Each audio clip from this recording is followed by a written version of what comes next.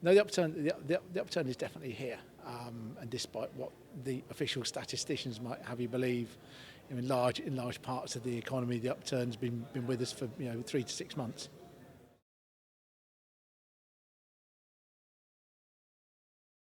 The recession was started by a shortage of credit, but there was a slowdown already in the making because most of the world's economies had been overheating a little bit.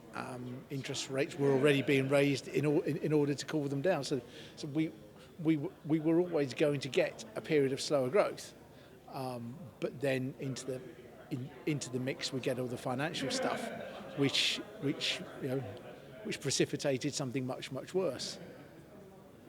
But then at the end of the day, what we've got turned out to be a very traditional recession. It's not been disproportionately in the financial sector. It's actually been in the rest of the economy.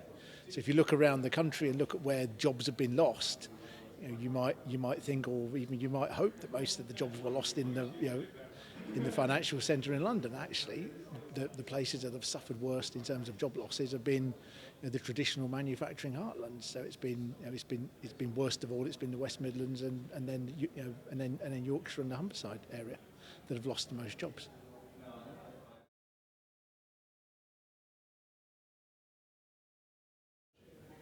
I think what you have to realise when you invest, particularly in property, is that the days of easy returns and double-digit price growth, based on a roaring property market and an easy supply of money, they're gone.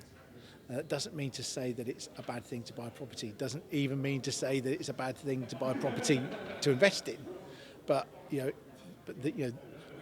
easy days are done with. The returns are probably going to be less. You're going to have to work a bit harder at them. It doesn't mean to say that they're not there. And indeed, in terms of property as an investment, the yields on that investment, in terms of what you get back in the rents in relation to what you paid for the property, are probably a good deal more attractive than they were 3 or 4 years ago.